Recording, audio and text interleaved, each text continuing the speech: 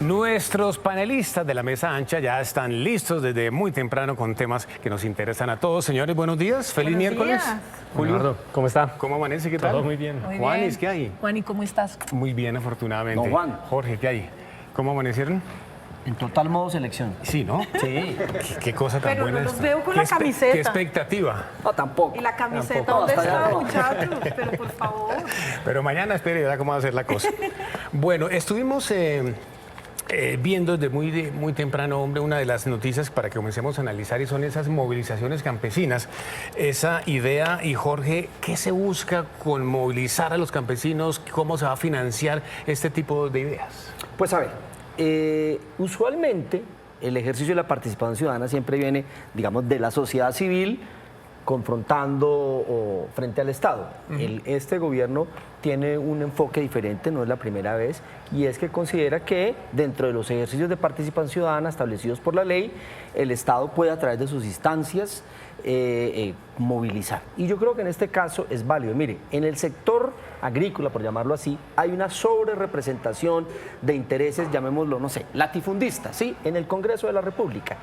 Que los campesinos puedan movilizarse, expresar sus intenciones, sus expectativas en relación con el desarrollo rural integral, la reforma agraria, a mí me parece válido, me parece que ese es un escenario que reconoce una tradición histórica del movimiento social campesino en Colombia. O sea que en lo que a mí corresponde me parece que... Es decir, a usted le gusta. A mí me gusta, me parece que está muy bien que eso suceda. Digamos, hay que abrirse a nuevos escenarios de participación más allá de los tradicionales y formales, y siempre y cuando se haga de manera ordenada, que las demandas allí se recojan para las políticas del gobierno en el sector agrícola. Me parece que eso está bien. Le gusta, Jorge. Sí. Juana.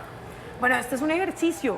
Yo creo que es más que una movilización, un ejercicio participativo. Cuando usted dice ejercicio, ¿es que como una especie de ensayo? Un ensayo de Un participación training. colectiva y sobre todo de organización e intercambio con el campesinado en Colombia. Esto es algo que muchas veces en los temas urbanos llamamos urbanismo participativo, que usted va, se reúne con la comunidad y construye con la comunidad un proyecto, ¿no? Para poder escuchar cuáles son las necesidades y que no se imponga desde afuera, sino que se hace con la participación y en el campo y además en un contexto de reforma rural. Creo que es fundamental que se hagan este tipo de metodologías que son innovadoras en el tema urbano y que es hora también de aplicarlas en el campo y en el ámbito rural en Colombia, ¿no? Es necesario experimentar también para que haya avances mucho más interesantes y finalmente creo Con lo que veo le gusta también. me gusta mucho Sí. porque yo he trabajado mucho sobre urbanismo participativo, es algo que defiendo y me gusta mucho esa Muy bien, metodología. Y finalmente creo que además es un momento de no subestimar al movimiento campesino y al movimiento social, que es un movimiento autónomo que se ha parado durísimo históricamente en Colombia y muy grande. Sí. Entonces tampoco hay que decir como, ay, se van a dejar. No, creo que esto va a dar para cosas interesantes desde los dos lados. Si le gusta y yo creo que no le gusta. Hagamos una apuesta. Apostemos, yo creo que no le gusta. Pero Julio. Eduardo, me parece preocupante porque una manera de verlo, que yo creo que es la errada, es la que mis compañeros defienden, que esto es como organizar juntas de acción comunal en donde van a confluir distintas visiones sobre cómo solucionar los problemas del barrio, de la ciudad, participación en temas de ciudad como menciona Juana. Aquí esto me parece que es radicalmente distinto. Basta leer el artículo número 1 del decreto que ha publicado el gobierno.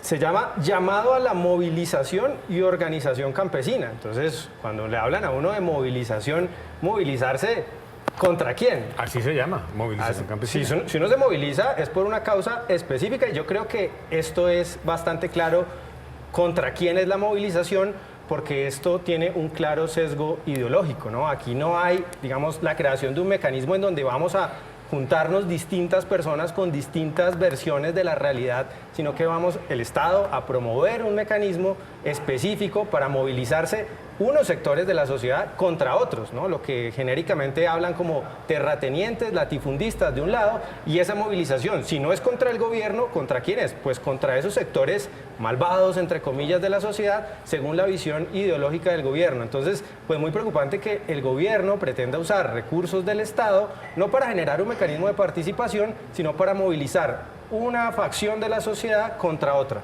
El segundo tema no es menos polémico, Julio, muchas gracias, y es este decreto del Ministerio de Justicia que pretende sacar a, creo que 5.000 mujeres que están en momento, mujeres, madres, cabezas de familia que están detenidas. Entonces, que comenzamos que con Julio. Usted terminó, arranque entonces. ¿Cómo le parece esta idea? Que repito, no es menos polémica. Sí, aquí hay como varios ingredientes. El primero es que 5.000, ¿no? Queda la sensación, otra vez, en Colombia ya tenemos altísimos niveles de impunidad, ¿no? Superiores, se habla incluso al 90%. Entonces queda la sensación de que como el Estado es incapaz de ejercer justicia, de llevar a los criminales a la cárcel, ahora no solamente es que somos incapaces de llevar a los criminales a la cárcel, sino que parece que también es el Estado incapaz de mantenerlos en la cárcel porque tenemos problemas de hacinamiento. Entonces esa incapacidad, digamos que se traduce en busquemos una solución, y la solución pues más fácil es simplemente dejemos en la calle a los criminales o a las criminales en este caso. Y me preocupa también que sea una medida masiva. Uno diría, dentro de este universo de personas efectivamente puede haber casos, como dice el presidente, de mujeres que cometieron delitos menores y que en su casa hay niños que necesitan de su mamá, pero también puede haber casos exactamente lo contrario, ¿no? Mujeres maltratadoras que cometían violencia contra sus hijos y las van a soltar para que sigan haciendo ese tipo de cosas. Entonces, al ser una cosa masiva y no particular, y no que un juez diga esta sí y esta no, pues se vuelve, digamos, un asunto de alto riesgo, incluso para las propias familias de estas mujeres. Julio, bien, quiero conocer entonces el concepto de una mujer sobre este tema. Muy Doña importante, Juana. muy importante este tema, muy importante esta discusión. La justicia con enfoque de género, algo totalmente necesario en un país donde la justicia, las leyes han sido hechas por hombres para hombres, en los que las mujeres hemos tenido ahí históricamente que lucharnos ese espacio, además. Entonces ha sido un enfoque siempre masculino de la ley. Entonces es muy importante este enfoque de género que propone el ministro de Justicia.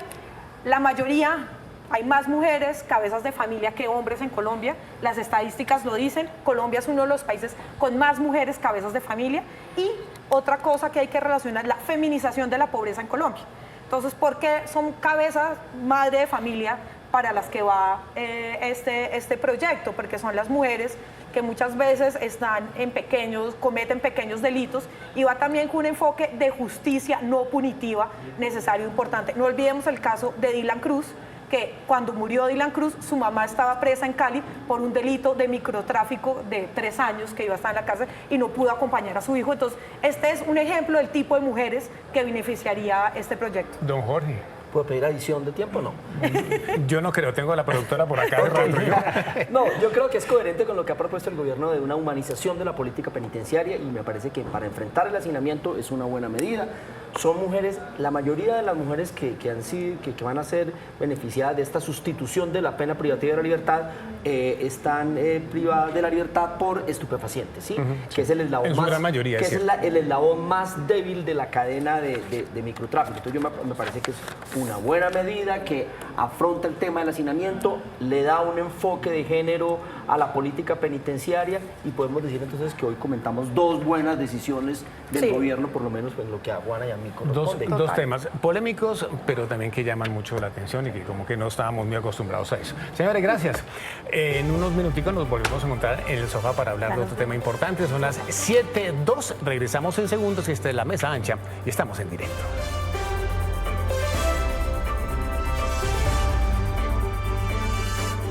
José, Susi, gracias por esta información en Barranquilla, 7:18, tercer tema de La Mesa Ancha. Señores, sorprende califiquémoslo como una especie de bullying político que hemos sido todos testigos ni siquiera en los últimos días, en las últimas horas, contra hombres, contra mujeres, de la oposición, del gobierno. Juana, contra todo. Se mandan contra todo, ¿eh? Sí, y muy fuerte, además. Y son sistemáticos y no paran. Y yo creo que más que llamarlo bullying político, esto es violencia. Es una forma de violencia simbólica hacia ciertas personas. Muy agresivos, además.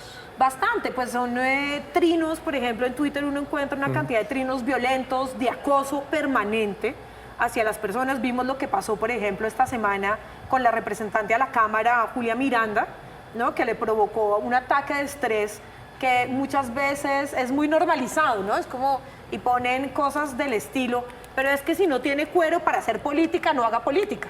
Como si la política tuviera que ser violenta y tuviera que agredir de formas simbólicas a las personas que la hacen, ¿no? Entonces vemos una serie de prácticas constantes, normalizadas, que le dicen a uno, ay, pero eso es normal. No, Jorge, no sea tan sensible. Es un costo no, de la Julio, política. no llore porque pues eso es un costo de la política o de ser un personaje que opina en el ámbito público, ¿no? Entonces está muy normalizada y creo que este es un debate que tenemos que dar las personas que participamos en las redes sociales, que participamos en el debate público y que muchas veces hemos sido también víctimas de esto. Jorge. Es una situación de deterioro del debate público, estoy de acuerdo con Juana. Y quiero hacer una reflexión sobre lo que es Mesa Ancha. ¿Sí? Mesa Ancha desde el principio, como fue montada y cómo Esta está mesa desarrollada. ancha. Esta Mesa Ancha Sí. es personas que tenemos distintas opiniones sobre temas. Y usted mismo lo ha establecido con Eduardo, discrepamos con Julio, a veces discrepamos con Juana, pero siempre con respeto, cuidado de las formas, sin meternos en temas personales.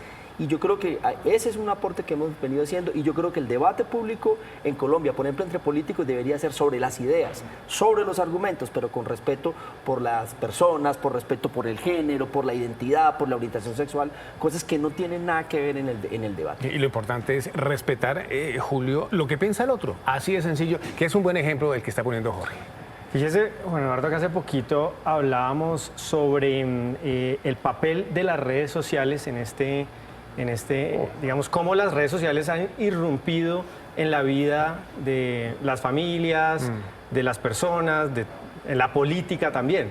Y esto creo que tiene que ver con ese debate sobre las redes sociales, sobre las adicciones, los problemas de dependencia que generan las redes sociales en las personas. Aquí hay muchos ingredientes. Tema que ya tratamos acá por demás. Exacto, aquí hay muchos ingredientes. Un ingrediente, por ejemplo, es el anonimato. ¿Por qué en una mesa como esta, como dice Jorge, no hay ese tipo de cosas, no hay ese tipo de maltrato personal? Porque venimos a poner la cara y tenemos que hacernos responsables de lo que decimos. Y uno pone, digamos, su imagen, su prestigio como persona, su imagen como individuo de frente. Como profesional, además. En las redes sociales, eso Están también eso tiene un dijo aspecto, alguien la otra vez por ahí. eso tiene un aspecto positivo en términos de libertad, pero también tiene una cara negativa en términos de ese anonimato me permite agredirte sin que eso tenga ninguna consecuencia sobre mí. La política nunca ha sido, ni en Colombia ni en el mundo, digámoslo, ha sido un terreno de flores ni de armonía, al contrario, en los parlamentos del mundo ha habido tiroteos, ha habido muertos. Afortunadamente aquí estamos hablando de bullying y no, bueno, afortunadamente entre comillas, estamos hablando de bullying que es grave, pero no estamos hablando de que se estén matando los congresistas, cosas que podían ocurrir en el pasado. Pero lo que quiero decir es, el ingrediente nuevo que tenemos aquí es las redes sociales que invaden incluso espacios que antes no estaban en esa esfera de violencia. En la casa, las agresiones llegan a cuando uno está solo, y no solamente cuando está, digamos, en una discusión política. Eso es lo nuevo que han traído las redes sociales. El no tenerle miedo a la contradicción. Por ejemplo, James y Quintero juntos. Sí. Ese es un debate. Eso es un buen debate. Señores, gracias. Mañana, a propósito, transmisión desde las 4 de la tarde del canal RCN del partido desde Barranquilla. Gracias. Estaremos conectados. Bueno, Un abrazo, muchachos. Un feliz día.